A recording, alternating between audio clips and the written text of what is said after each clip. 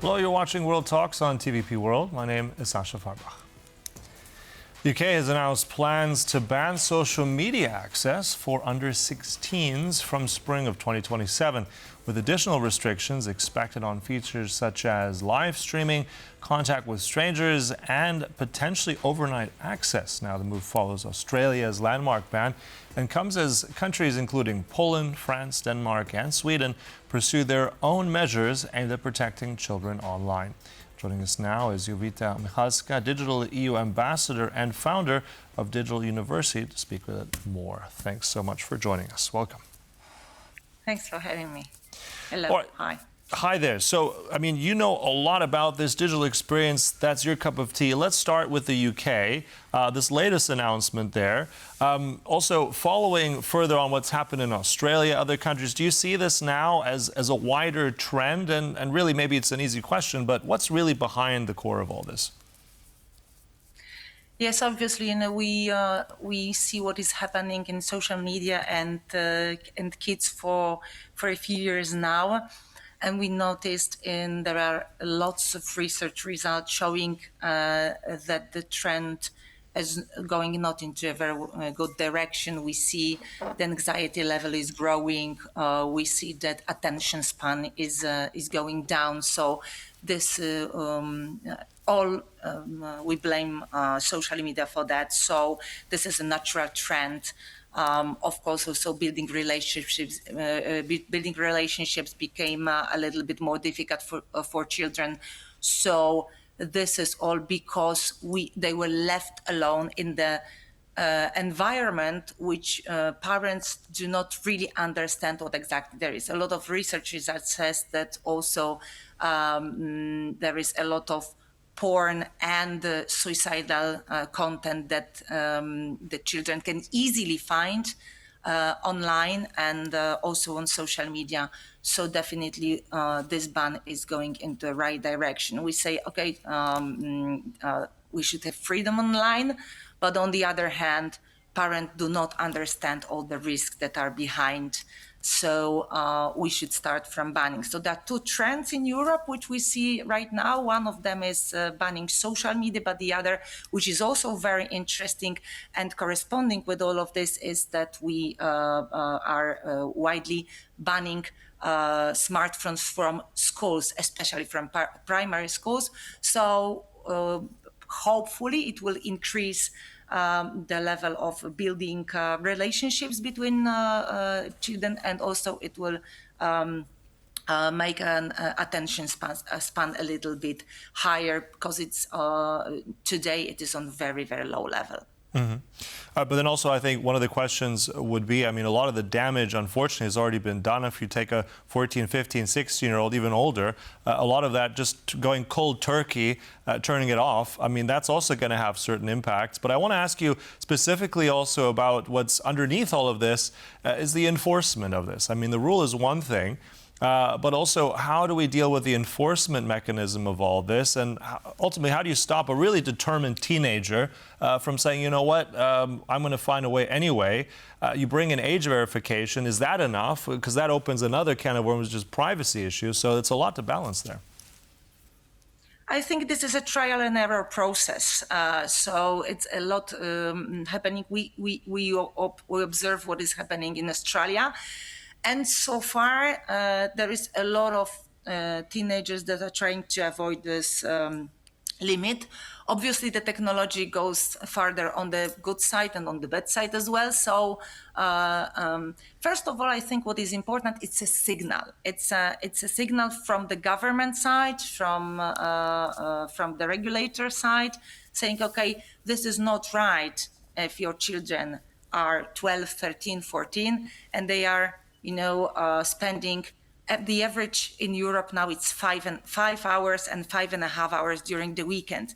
So if you look from this perspective, it is a strong signal to parents, to educators, to schools, that it is something that it's not right. So I think from this perspective, it's very important signal.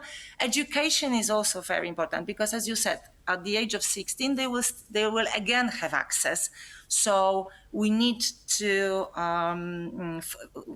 this time to focus on telling them why first of all, taking them out from those habits, which is also natural habits. So I wake up and I look at social media first.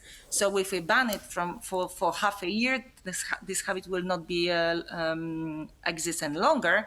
But we have to really also bring all the education processes into schools, to teachers, to parents. I'm representing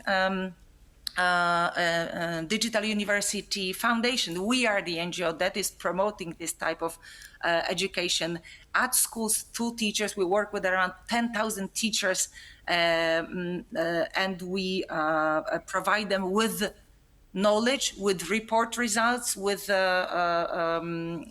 understanding why this is so important to take a step back from this addiction. So, in terms of technology, it's growing. We're not there yet with understanding how to ban fully successfully, but even if it's 50% of those teenagers, it's still a huge success. And what I say, the importance is the signal. Mm-hmm.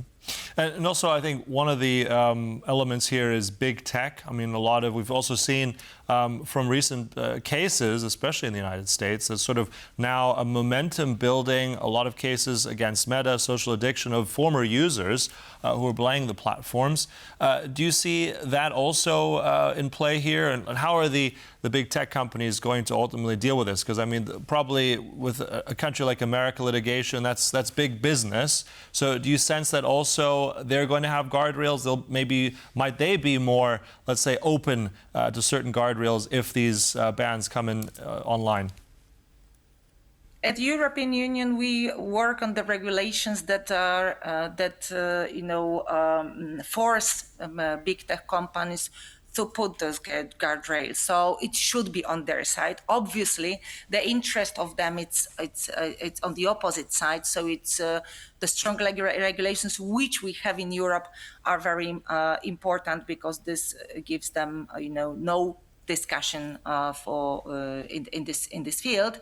We'll see when we watch how the regulations how they will gonna look in other countries, but in Europe we have them. So this is helpful. So this ban should be also on the side of big platforms. Mm-hmm. And one thing, because right now it's a patchwork of countries, right? It's Australia, then we have something happening in the UK, now also Poland mulling about some things, Austria. I'm just curious to get your sense also, and this apparently is the first time ever, the G7 tech and digital ministers, I think at the end of May, they released a statement on very much common principles of protecting minors online. That goes after what the European Union has already pioneered. We're looking at things like the DSA included. So do you see this as now becoming more of a maybe enshrined or at least a globally addressed issue? Obviously, and I think that it's also when you see politicians, they react on what society wants, and if you look at all the data of the reports, parents, families, they want that. So it's like in Britain, it was like 90% of parents were pro these regulations, so which means this will grow, and of course this is good protective steps. So I think till the end of 2027, we'll see most of the countries, at least in Europe, Australia is also a great example, will make this ban. Yeah, and also in both social media yeah. and also having access to smartphones at schools.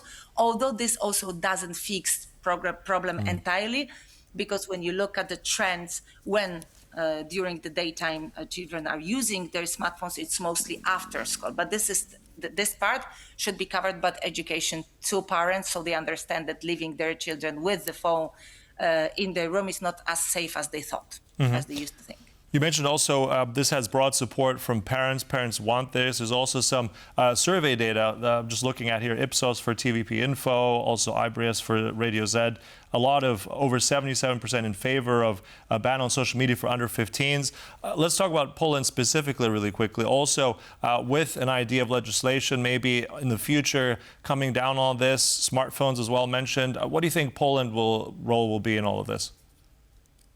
No, I think September is that's very promising. With high probability, will ban smartphones from schools. And the second step, which is I think even more important, is banning social media till 16, and also implementing official educational programs to schools widely. We, as an NGO, we cover around 500,000 children a year, but it's still not enough. And 10,000 teachers.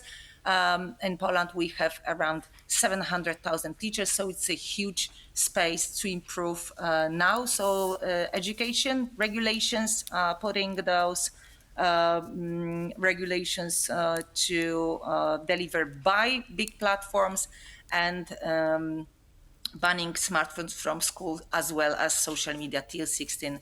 I think this will happen, as I said, till the end of 2027 in most of the European countries, because this is, and what's interesting, it's not only by parents, but if you ask students, and there is a lot of research results. I remember I was reading yesterday Pew Research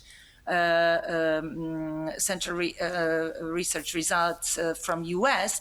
On more than 70% of teenagers, they also want this ban, because they feel that the relationships are not built in a proper way, and they still they suffer the problems from hate speech through AI